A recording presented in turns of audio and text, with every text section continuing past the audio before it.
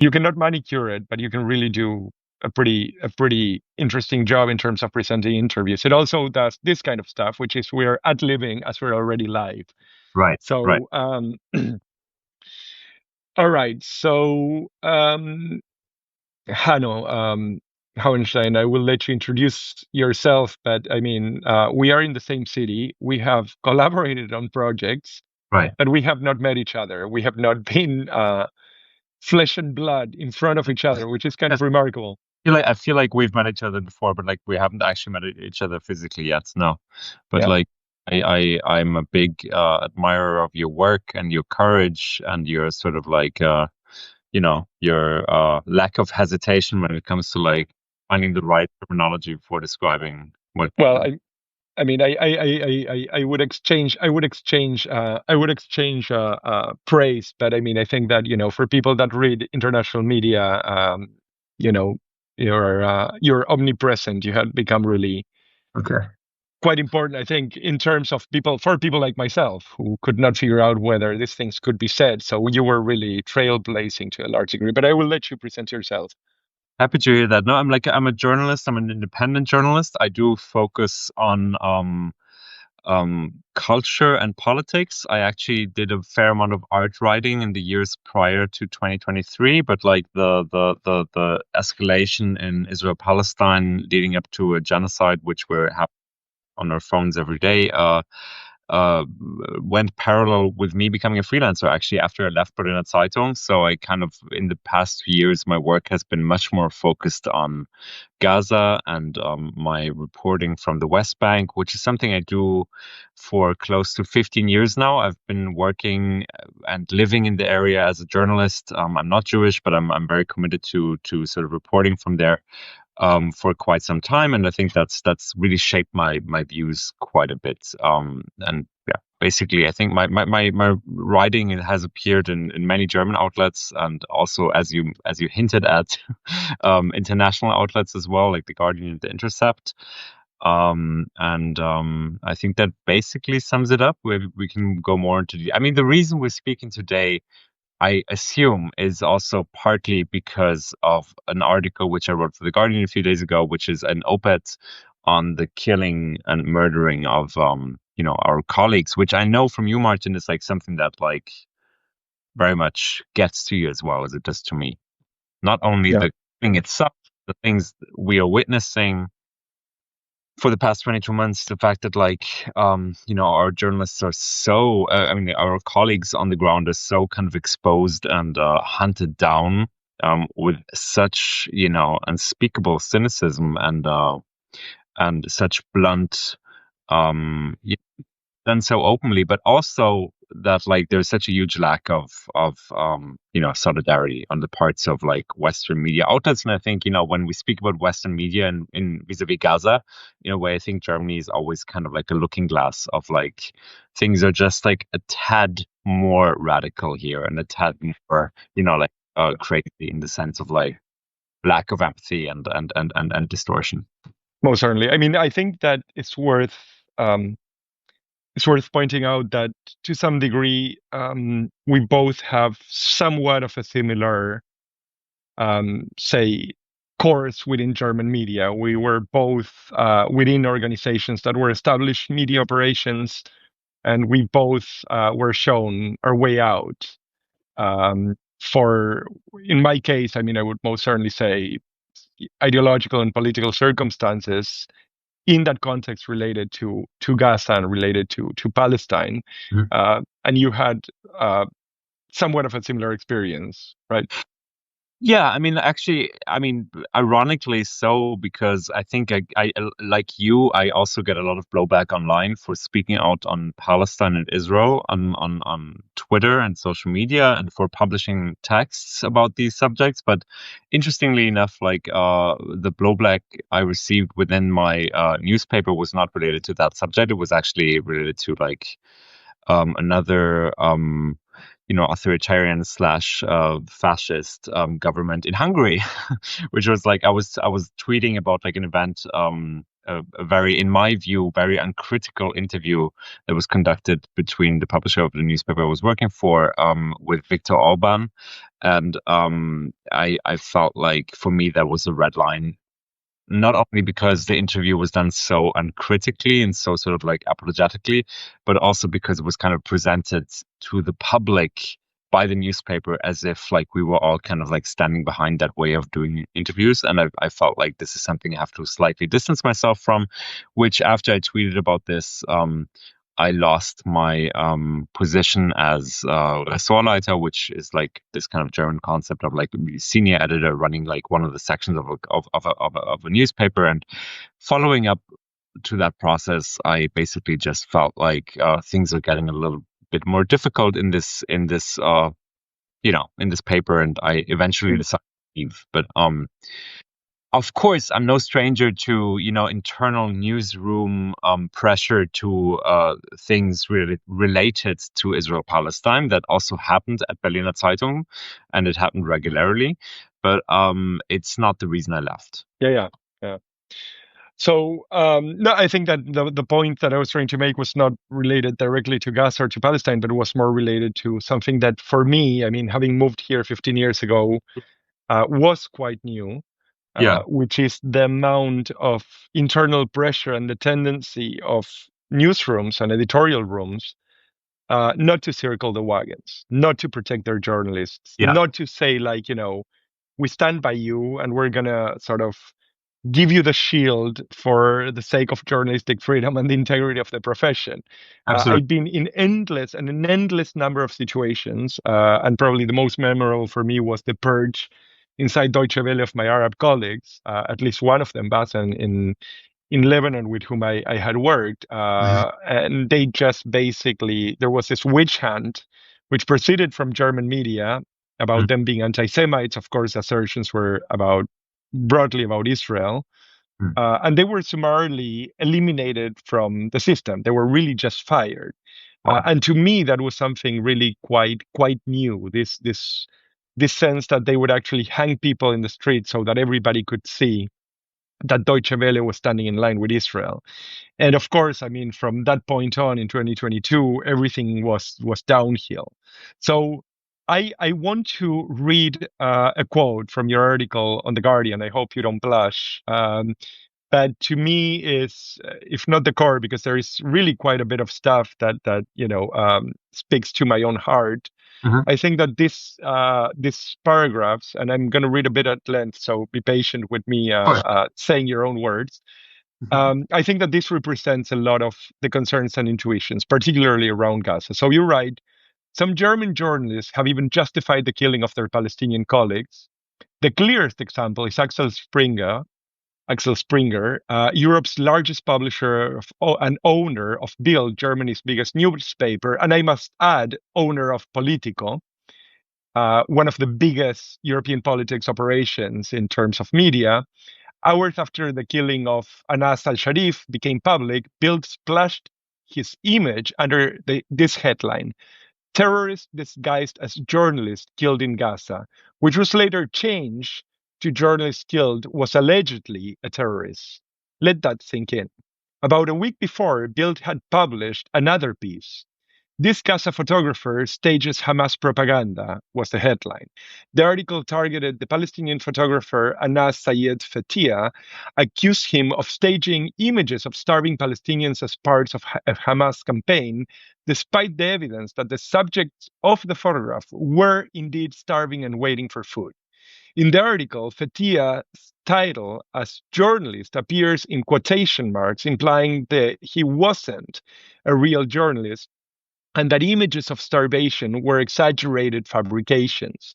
The Bild story, along with a similar piece in the liberal Süddeutsche Zeitung, was swiftly amplified on X, on Twitter, by Israel's foreign ministry, which cited them as proof that Hamas manipulates global opinion. Fetia was branded an Israel and Jew hater serving Hamas. The Gaza Humanitarian Foundation quickly piled on, joined by right-wing influencers. In this case, and this is where I wanted to get, in this case, German media had become a direct pipeline for Israeli talking points quickly recycled into the international arena and repackaged as evidence. And I think that it's very important to underscore the fact that this was not just Springer, which is essentially very much associated not only with the right, but with the most extreme far right in Germany. I mean, Springer were the ones that, by grace of Martin Warszawski, published, who was part of the board, published Elon Musk's praise of AfD, but also the Süddeutsche Zeitung, which is a putative center-left operation. Yeah. So how have we gotten to the point in which, in a state of conflict, we have a media that essentially is just doing propaganda for one of the two sides, full stop? This is the core question, right? I mean, this is the key question that, like, I think so many of us that are looking at Western media vis-a-vis Gaza are kind of struggling to understand and trying to find answers for. And I don't have like an all-encompassing one answer for, but I do think there's a few factors kind of coming together here. One is like this, you know, what Bild exemplified here is something I think pretty radical, and like something that should actually also be subject to legal repercussions, or at least legal sort of interventions, like trying to understand if there's not a way to sort of like make this a case about incitement, because I think that's frankly what it is. It's not. It's both the kind of smearing after the fact of the murder and the kind of preemptive sort of smearing that legitimizes the murder. I mean, like, as you read the paragraph, that's basically the argument I'm trying to make, right? I mean, it's that like it's kind of both sides of the propaganda apparatus are being elevated and provided with actual material by quote unquote journalists. I mean, this is not journalism. This is like you know, the service of state violence. But why are liberal outlets so often kind of complicit or at least kind of, you know, part of the story? I'm not 100% sure. I mean, part of me is like, I think a big part of the story is this kind of preemptive acquiescence to an ideal of Staatsräson, an ideal of like something we need to kind of adhere to as German journalists in order to virtue signal that we're not anti-Semites and not, you know, kind of like the expressions of our grandfathers and grandmothers who committed the Holocaust. And I think in like a kind of mainstream German mindset, a liberal mindset, this is often just like an easy shortcut way to signal that to the outside world. Like you, I mean, one of the things. Yeah. One of the things that I saw fairly consistently at Deutsche Welle was an editorial room that kept more or less a constant eye to what others were saying, particularly emanating from Springer. There was a sense of fear almost. I mean, and I read this as consistent with, you know, mutual surveillance in the words of German traditions.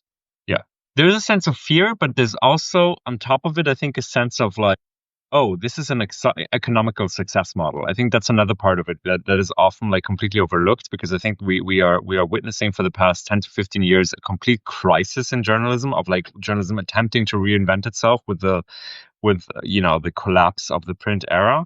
And I think this kind of clickbait, let's create like scandalizing headlines that like draw people in, that is actually, you know, interestingly, I recently listened to a podcast where like on like how Google works and like how kind of AI is changing the digital markets and so on and so forth. And in that sense, I think that this kind of scandalizing clickbait model is actually not really working anymore in terms of like a technical aspect of the story. But like still, I think a lot of outlets think that this is the way to go. This is the way to sell kind of subscriptions. And that's why they kind of like see the Bild model as the functioning one and are piling up to it. But I also want to go back to sort of just a minute to the concrete example, because the Süddeutsche article, I think the point in that case was not to kind of smear the journalist as kind of, you know, explicitly as Bild did, right? They didn't call him a Hamas propagandist. What they did, they invited like a historian for a Bildhistoriker, like someone who researches the history of images, who apparently no clue whatsoever on either Gaza or Israel Palestine or anything related to the subject more broadly, and kind of like copy pasted those quotes into the article as if they were sort of like legitimate, as if they delivered some sort of like broadly legitimate like context for that. And like in the end of the day, it was proven that like the images like that Fateh did were not staged. Actually, these people were waiting in line for food. But this is like another part of the this story is that like there's no. It seems to me there's a very limited understanding of like course correction within German journalism more broadly. I'm not sure if you agree with this, but like there's so many things. So many things, so many articles, so much misinformation.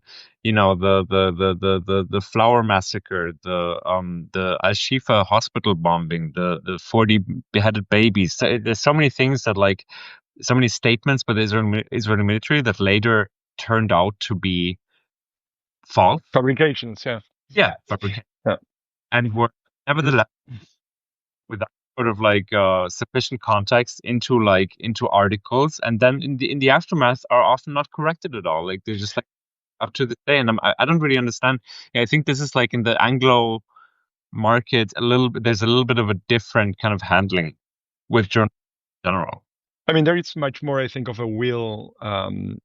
In Spanish, there is a very specific term, which is fe de ratas, which means sort of a faithful or an honest account of our mistakes. And this is something that every once in a while you will see newspapers publish. Fe de rata, something that was said that was wrong. Yeah. It has been, I think, to a large degree forgotten. But I think that what you touch on is actually considerably more interesting than the question, if you don't mind me using your own point to criticize your own point. So defending you at the same time that I criticize it. I think that one of the most interesting points you make there is the fact that there is either a willing or unwitting, perhaps, but I tend to think that it's unwilling, lack of expertise.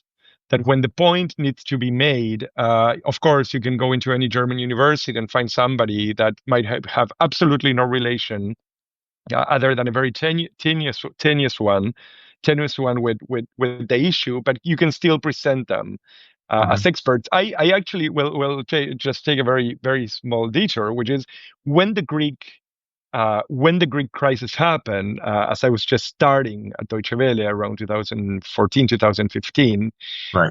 I remember being asked by a friend of mine, an economist in Cambridge, if there was anybody in the editorial group of business and economics at Deutsche Welle that had a PhD in economics. In other words, somebody that could actually read an equation and had a sense of like macroeconomic models. And it never occurred to me to ask. So I went back and I asked. And the fact is that there was none. The line was, well, this brown people south of Europe are sitting around in the near the water drinking ouzo. They do no work and they don't want to pay back what we good Germans have given them. Of course. And the entire point, which was Varufakis' point to a large degree, which was, well, the question of the debt is not paying it back. It's how is it paid and where the payment is sustainable, was never actually treated, was never dealt with. And I think that was, to some degree, willing incompetence. Was willing incompetence at the service of a political position, which at that point was the sort of Schäuble, Merkel approach to Southern Europe in general and to Greece in particular. Yeah. What I see now is something really quite similar. Yeah. No, I think that's a very good way of putting it. And like, I think, part of it is actually from a psychological standpoint, that is completely understandable, right? I mean, like if you go too deep, if you really just, in the context of Gaza, sort of like, if you really engage the argument that like Germany out of like a sense, a strange interpretation of historical responsibility that led up to the kind of like, almost unconditional support of like a right-wing extremist / fascist government, that this led like this kind of like interpretation based off of like an attempt to prevent genocide or a kind of like an awareness for genocide led up to supporting another genocide. I think that's a very grim, very dark kind of. We got used to these ideas, to the fact that there is something to that. I'm obviously that's a very reduced way of telling the story, and there's so much more detail. But I think this is a kind of a terrifying notion, and the fact that like it's much easier, of course, to go through the world and like and try to find different, more easy explanations. Nevertheless, as journalists, I think that's exactly our job, right? I mean, to put the finger in the wound, to put the finger on the spot where it hurts, to really try to question power dynamics. That's in a way something that I see is often missing within German newsrooms. And like, I don't want to sound overly generalizing. I think like I speak about this with friends all the time, that like the kind of rhetorics against the media in Germany has become almost like a right-wing trope, especially in the context of COVID. Right. I think like the fact that people are losing so much trust in established legacy media institutions right now is also, I mean, it's an opportunity for people like you and me, maybe, but it's also a huge danger for feeding into like conspiratorial thinking, like the like black and white kind of right wing narratives. And I do see weird, anti-Semitic comments online once in a while of like well, you're lucky. I mean, I operate a lot. It's like it's so not clear to me how newsrooms aren't seeing this. How are people, how are journalists not seeing also the degree to which they are losing faith on the part of their audience? And absolutely. Absolutely. I mean, I do think very specifically that what we have had is, besides everything else, besides sort of the collapse of the technology and the shift in like newsrooms and the shift of reporting, and I think that this gets to the point of people like Anas Al-Sharif and people like Pisano Oda and so on. I think that what we have had is a complete collapse of public trust in media. I mean, I saw Karl Kautschuwer saying that we are seeing across Europe a 30% trust on media, which essentially means that you have lost the population. And what that also means, incidentally, is that has a massive effect on democratic architecture. Yeah. Because the fact is that the way I see media, the way I see my work, the way I see journalism, is essentially as an extracurricular education. If the extracurricular education is selling you straight out lies, and I think that this was one of the interesting stories around the COVID vaccine, which was not the fact that it was not important or necessary. It was the fact that there is a strong sense that the consequences were hidden, so the risk could not be afforded. If you actually spoke about the risk, then you were essentially a Nazi. In the context of German media, most certainly, because as you said, they were very much pushed. I mean, I'm somebody that got vaccinated and so on and so forth. I mean, but the point is that there is an adult way to have the discussion as to what are the risks. And yes, and if we're honest, if I'm completely honest, it's a difficult discussion to have also because the political parameters are a little bit like flipped. Like the left in Germany specifically used to be the ones that are very sort of like skeptical of arguments that would call into question like a state campaign of sort of forcing citizens what to do. And I'm also vaccinated many times, and I find it like hard to understand why people would not. At the same time, I think like part of the kind of like the sort of easiness, the ease with which like newsrooms would kind of like quickly do away with or label certain perspectives as illegitimate or like conspiratorial or stupid or not worthy reporting. There were similarities, I think, and like it would be, historically speaking, in the future, I think, like if we talk about the crisis of journalism, I think if we're honest, and that goes back into police violence, like again, like many of those demonstrations against vaccination or against, I'm not even sure what that means, but like they faced in the beginning similar like levels of police violence as we're seeing today against pro-Palestine protesters. I'm not calling or like a kind of like, like a broad ideological synthesis. But I think it would be like only consequential, would make sense to kind of like see the similarities in which like those Well, projects strengthen I I Germany. I would make the following argument to reinforce your point is that I don't think that the issue at all has to do with the specific content discussion. It doesn't have to do with the substantive debate about whether it's vaccines or Gaza. I think that basically what we're seeing now in the demonstrations of on Gaza, and I want to get to that, but and that we saw at the beginning of the demonstrations with vaccine, is essentially preventing public deliberation on these issues. It's like, well, this is the position that we take. This is the position that is being spread through our media operation. And anything that talks to the contrary will either be mocked, will be essentially silenced, or will be beaten up in the middle of the streets. And I don't think, to be quite honest, I mean, and this to me has become really an important matter. I don't really think that when I got, pushed out of Deutsche Welle, or when people were being told that they were like, what do they call them? COVIDiots. That was the expression, COVIDiots, or when people are being told that they're Hamas because they're Hamas, right?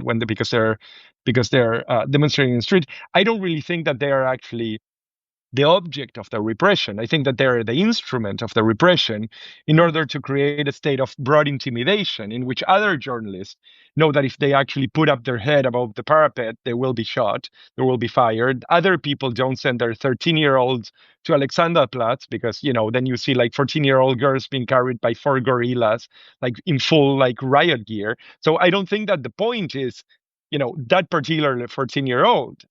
I mean, that 14-year-old has no political clout.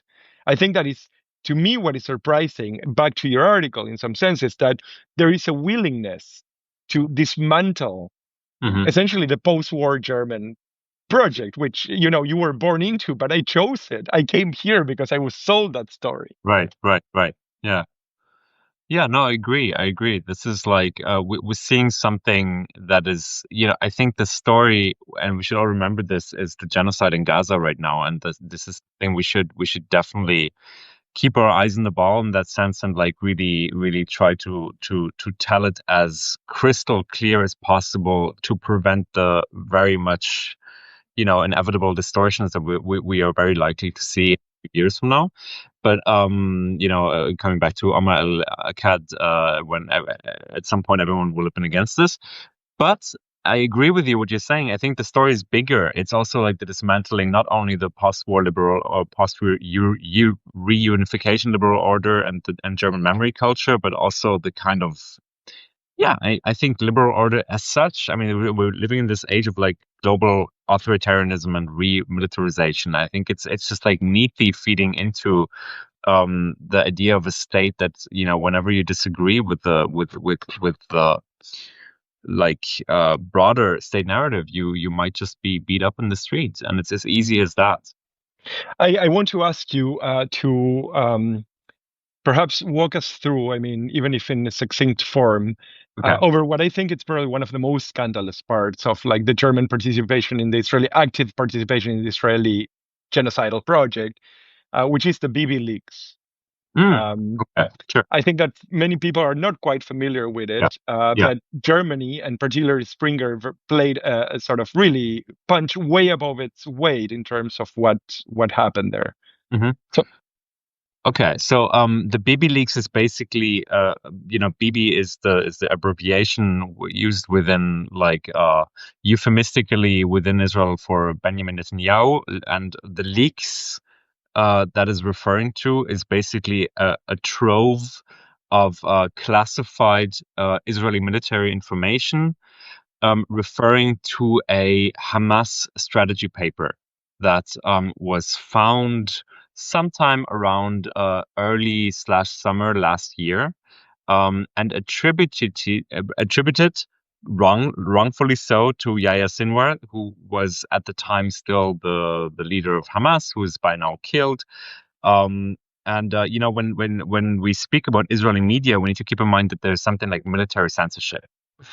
thing that Israeli journalists want to report on that relates to military operations or secret documents or anything that could expose the kind of like military strategy within Israel is like it has to be sent to the military censor, meaning that like they sign off of it or don't. Which is this is like a side note, but like which is also why, actually for Israeli journalists it is so important that Western journalists do their job, because often, even if they want to report on something, they cannot, like this goes both ways, they cannot often report on it. However, what I want to say, like basically, Bibi Netanyahu was attempting, he faced a lot of pressure internally from within Israel, because there were these 6 hostages that were kind of believed to still be alive, and they were found dead by the military in Gaza. Whether they were killed by Hamas or not is inconclusive, but like likely they were killed by Hamas. So there was a huge protest against Netanyahu on part of like the hostage families and the kind of liberal Israelis that marched to the streets and were like kind of demanding an end to the war, and were already sort of anticipating, which is like a fact, that Bibi was not ever interested in ending this, in reaching a deal with Hamas. A deal was on the table time and again from October 23 up until today. Like Hamas was ready for negotiations. Bibi did not want that. There is like countless investigations that prove that like minute by minute. But this specific leak that we're speaking about is like, so Bibi wanted this like strategy paper published because allegedly what it was proving was the opposite of reality, which is that it was not him who wasn't interested in a deal, but it was Hamas who wasn't interested in a deal. Like the paper was supposed to say something along the lines that like basically Hamas wants to hold off of like the deal, it wants to keep the hostages, and wants to prevent the deal. So he was trying to get this published within, like his office was trying to get this published within Israeli media, and it didn't manage to do it because of the military censor that I mentioned earlier. Now their idea, and like we're speaking about, if I say them, we're speaking about like his aides, the close associates to Netanyahu, were like people partly from the advertisement industry, like Solik Einhorn and Jonathan Urich, who are now like actually prosecuted for this incident we're speaking about. But what they came up was okay, let's send this to like the foreign press. And who is close to these Netanyahu aides first? It's Paul Ronsheimer. It's like the co-head of the Bild, was then there's text messages that are between that, because it was prosecuted. There's like a very meticulous kind of record of how that process went on. So there's text messages between those aides that prove that like we sent it to the Bild, the boss is happy. The boss meaning Bibi Netanyahu. The Bild published this thing without apparently checking it at all. Like what they published is an extremely distorted version of the actual original document. The original document is obviously in Arabic. They completely missed the central parts. What they published is a propaganda piece of disinformation that absolves Netanyahu of any kind of responsibility for reaching a deal. It like completely puts the blame of like not having a deal for the hostages and like the ceasefire on Hamas. And that way Netanyahu could like say, oh look, like Germany's biggest newspaper, the Bild, and he does this in a cabinet meeting, famously so. He says, look at the Bild, they're publishing that it's Hamas's fault. They don't want a deal. It's not us. Don't worry.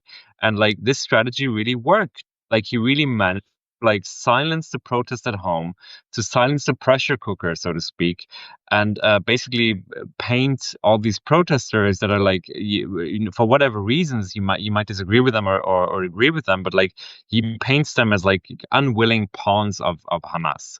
And what I find so insane, for lack of a better word, about this story is that like not only did Bild in this instance, and by the way, this was not reported on in Germany almost at all, up to the point where one of those Netanyahu aides that I mentioned earlier was actually arrested by Shin Bet, by the internal security service in Israel, because this was not, because it also went against like internal Israeli regulation, because they published classified information in the foreign press, but there was almost no scrutiny whatsoever up until like the point that like he was arrested. Beforehand, like I had reported about this, another German journalist, Matthias Monroy, had reported about it, and like a bunch of Israeli journalists reported about it, like basically showing that like the document was not found, as Bild alleged, on Yahya Sinwar's computer. It was not actually a new document. It was published months earlier. It was drafted by a mid-range level Hamas agent. It didn't speak for a supposed like Hamas like higher level strategy. It also was wrongly quoted in the original Arabic. I mean, these guys are no experts. It's not like they looked at this and really checked it. They just published it. And I actually sent a letter to the Presserat, which is like supposed to.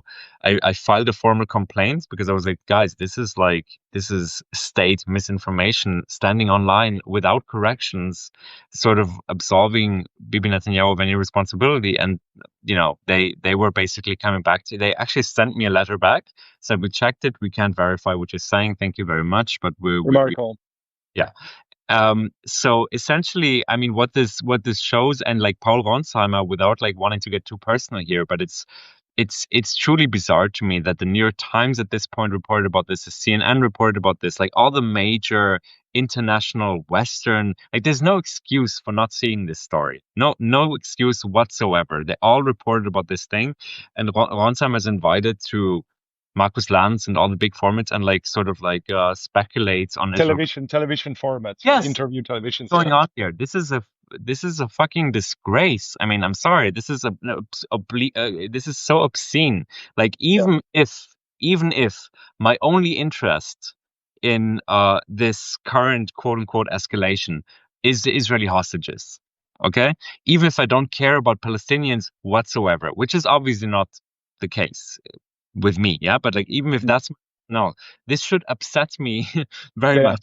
And Israeli hostage families are actually way more explicit about this than the German, like pro-Israel right or liberals, because they well, I think it also the point of it. But like, I think there's something about this that is so scandalous because even if it like subverts the own logic of supposedly caring about hostages. No, hostages, right? Put the hostages in danger actively by Bild Zeitung, by a German newspaper, and like. Well, it also helped to a large degree to sink ceasefire negotiations immediately in the aftermath, because it wasn't also only that it wasn't me who sank the ceasefire. Everything that came afterward was, I mean, for a couple of months at least, or a couple of weeks, tainted by this. Yeah. And actually, families of hostages made very clear. I mean, Aretz covered this as well. And how do you look in the mirror? Like, how do you wake up as a journalist, kind of like having this job that is supposed to, I mean, apparently journalism means nothing. Like, it means very different things to different people. But like, if it doesn't mean like at least questioning existing power dynamics, like, what are you doing? Like, this is kind of the question I'm asking myself. Like, how do you look yourself in the mirror if like all you're doing is being a sort of like indirect aid to a genocidal regime, like putting into danger, like. Well, I would add that sort of in a context of a democracy like the German one, the sentiment of the public concerning what is that Israel is doing has a direct impact on what is that the government is going to do with Israel. So that is to say, when we see Friedrich Merz go to Republica and do his little dance on stage, saying things like, I told Netanyahu that this is unacceptable or something like that. That is the product of public pressure. And insofar as media is actually the one defining, to a large degree, I think it's true that it's no longer the case. I mean, we have a collapse in confidence, but insofar as the media is telling you that the Israelis are sort of operating, just a kosher restaurant in Gaza, then obviously the public is less inclined to actually demand that the political system in Germany takes action against Israel. So I think that in some sense the complicity, I mean, from my point of view, it's not only deeper, but it's considerably more sinister and has much more of an effect, almost directly, on the deaths in Gaza. Yeah.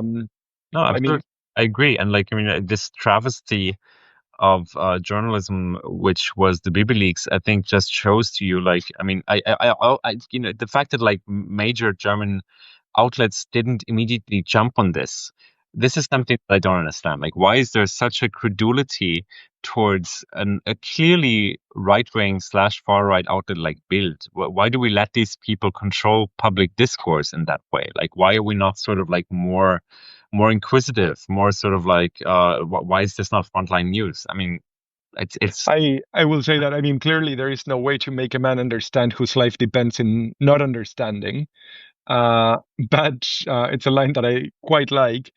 But having had a lot of over the last 2 years, a lot of conversations with a lot of people working in newsrooms, one of the things that I find very puzzling is a general tendency to exculpate or to excuse yeah. this kind of coverage. It's like, well, we are actually talking about, no, you're not, or we have mentioned in some paragraph somewhere in the report, Bibi leaks. You know, in a sense, there is this sort of excuse or like constant explanation for an incapacity or an unwillingness to really do a agenda setting in a way that is morally required in the conditions of war crimes, crimes against humanity, infanticide, and a genocide. Yeah. And that to me is just absolutely incredible. I mean, it's really something that I myself struggle with. I want to ask you, I have just two more questions. You've been very generous with your time, but there are a bunch of figures that basically float around this media machine, and you mentioned Paul. Once Exactly, yeah. But there are also people like, you know, Iman Satfite and so on and so forth. There are kind of steady figures that float around.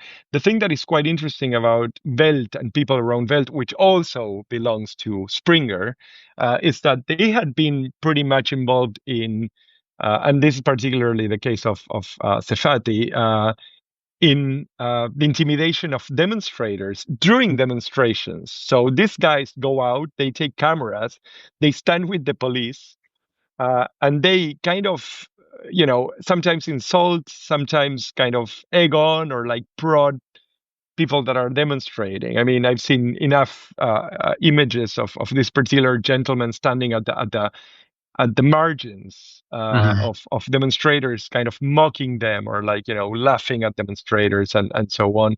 What do you make of that? I mean, what you know, there is here a clear line in which these people cross into activism, and okay, that could be said also probably from you and myself, but there is something here which is an active collaboration with state security forces, right? Going out there and standing with the police in riot gear that are about to like beat up demonstrators. Look, I think in general, it's very hard to understand to me, like how the story isn't about kind of if you look at the protests, if you've been to any number of these protests, you know, you'll always find this one out of like 1,000 or 10,000 protesters. You'll always find this one protester who carries a sign that is a little bit like dumb, or maybe guard, or maybe one person shouts something that is actually anti-Semitic. You know, maybe this happens, and like that is a real problem. At the same time, I think it's you know, expectable that like dumb people will join things that are, you know, mass movements. Like this is not a huge surprise for me, and like I find it very, you know, interesting and illuminating that like it seems that the biggest story for many of the people, journalists, come to the demonstrations is not the absolutely obvious, you know, degree of police repression and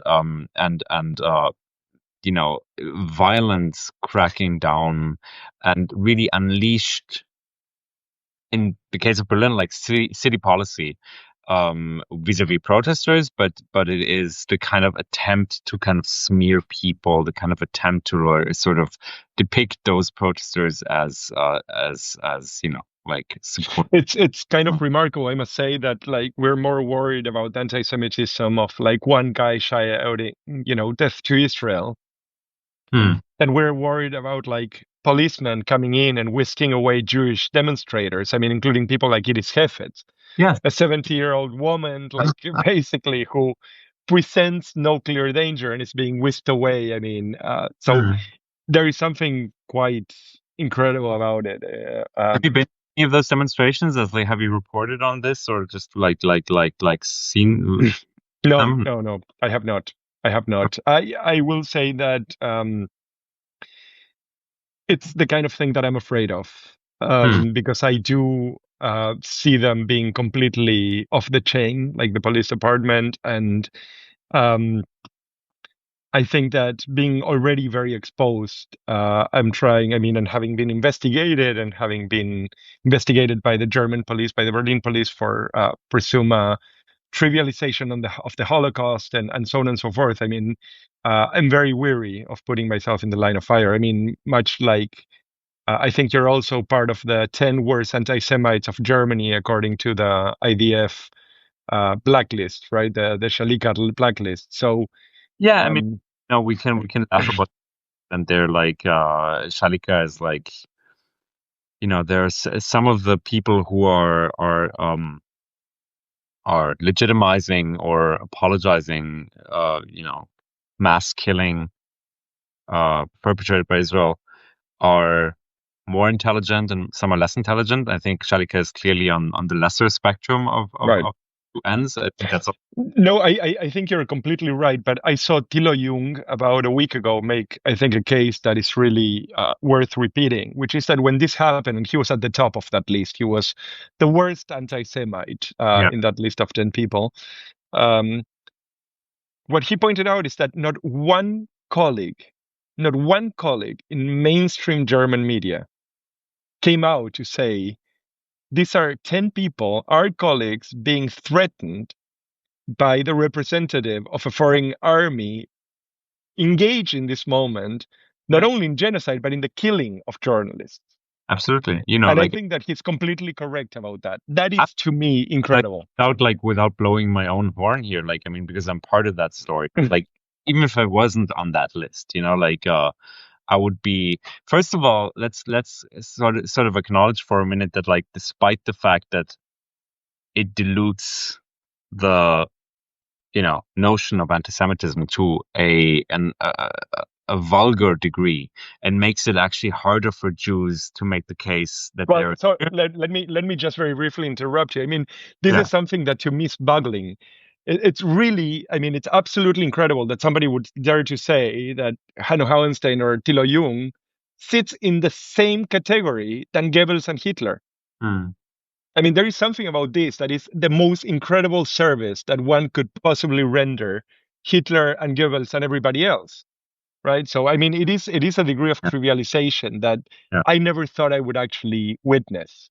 Yeah, I mean, you can speak to this, of course, better as you're yourself Jewish, but I mean, this is one aspect of it, and the other one is, of course, the actually very real damage to your career, because I think it is true that many outlets, even though he's Shalika is really like a hillbilly in terms of human intelligence, but I think the kind of chilling effect this has maybe on editors who see this and maybe feel like we know how the discourse works in Germany, you get easily, and that's a hands-off kind of reflex, but yeah, I think essentially it's just also sad to me to see that there is this kind of this instrumentalization is happening in such a kind of anti-intellectual way. There is lack of solidarity in the parts of colleagues. It is true, it is really missing. It would be kind of a minimum charge. And I saw recently, an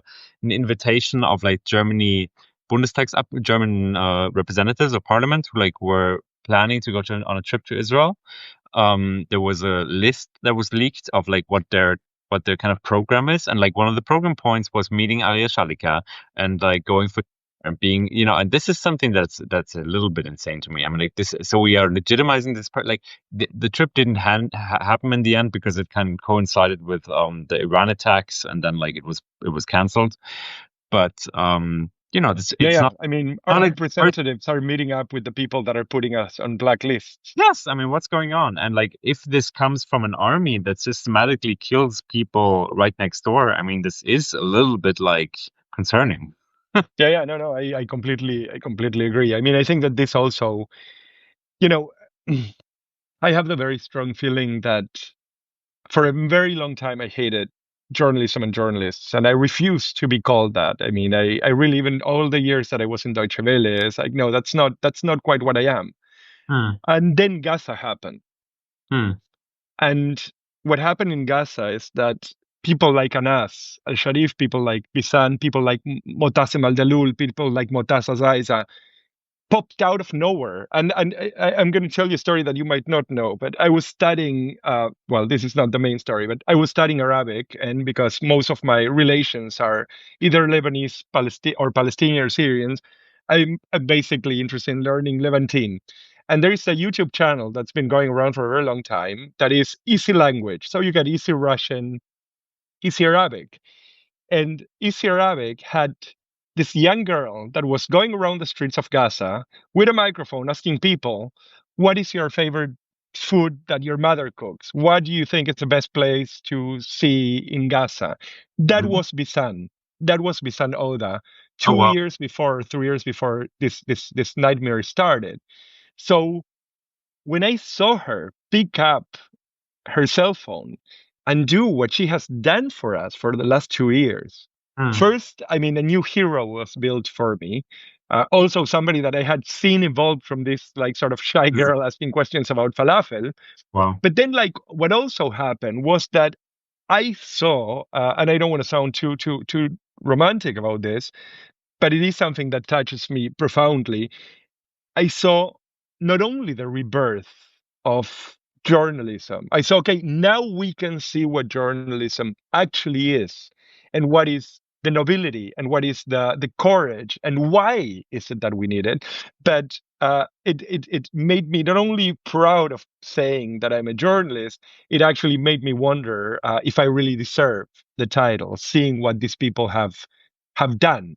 um, they have made me, in any case, optimistic. And if this is actually the last images that we have from of journalism are people like Bisan, like Motas, and like Anas, then I think that at least the epitaph has been a glorious epitaph to the story of like a political power within the state that was important. Hmm. That is a bit of my feel. I want to ask you a very final question, which is um, sorry, which is about where do you think that the state reason and public sentiment in relation with Israel uh, in the German public, in the German public sphere, which of course has a lot of influence in Europe, where do you think it stands? And what do you think that means in terms of media? Where the Staatsräson sort of like stands at the moment, or I mean, Israel in the public German public imaginary. Mhm. It's difficult to say. I think like the public imaginary is still sort of very much centered around this notion of idealizing Israel. Again, coming back to what we spoke about earlier, this kind of like distorted idea of memory culture that it's like a shortcut to virtue signal your kind of like own legitimacy as a German person with a German identity. I think that still exists as a prevalent kind of vector within culture. But at the same time, there's an entire generation that didn't grow up with romanticized images of kibbutzim and like people harvesting field. Cucumbers in the middle of them. Yeah. Yeah, yeah. I mean, what they see is an occupying power, and frankly, we, as in my generation beforehand, could have seen that just as much. However, I think that it's like becoming ever more clear, and like the last 2 years are a shifter for sure. And like I think that's something that's not. I don't feel like these kind of romanticized, sort of reductive images that are kind of predicating the history of Israel Palestine entirely on the German narrative and completely excluding the Nakba from the image are not going to survive. I think this is going to lead to a rewriting of history that must take into account the history of Palestinian dispossession that is obviously ongoing as we speak, and that will be to some degree changing, but it will be a change it will not come natural.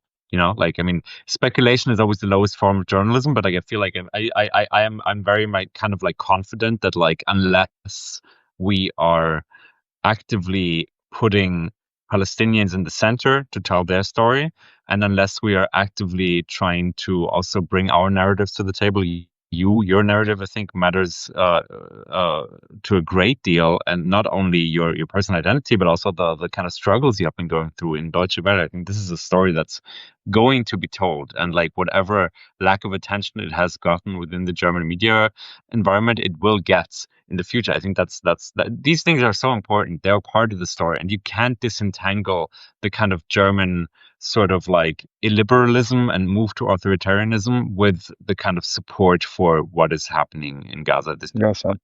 That's in a way that needs to change, but like we need to also actively continue to call out whether it's media complicity or just a general sense of reductiveness within culture. Hanno Hohenstein, it's been an absolute pleasure. It's For me always too. fun to see you. Speaking to you. Thank you so much for this. This was a lot of fun. It's been great. I want to thank you again for the article. It really was. It was great to read. It feels like a personal vindication in that sorts of ways, and I'm sure it was. I can tell you, I'm sure that it was for a lot of people. Thank you so much. Thank you. We're happy to hear that. Have a great day, Martin. Let's talk soon. You too. Take care. Talk soon. Bye-bye.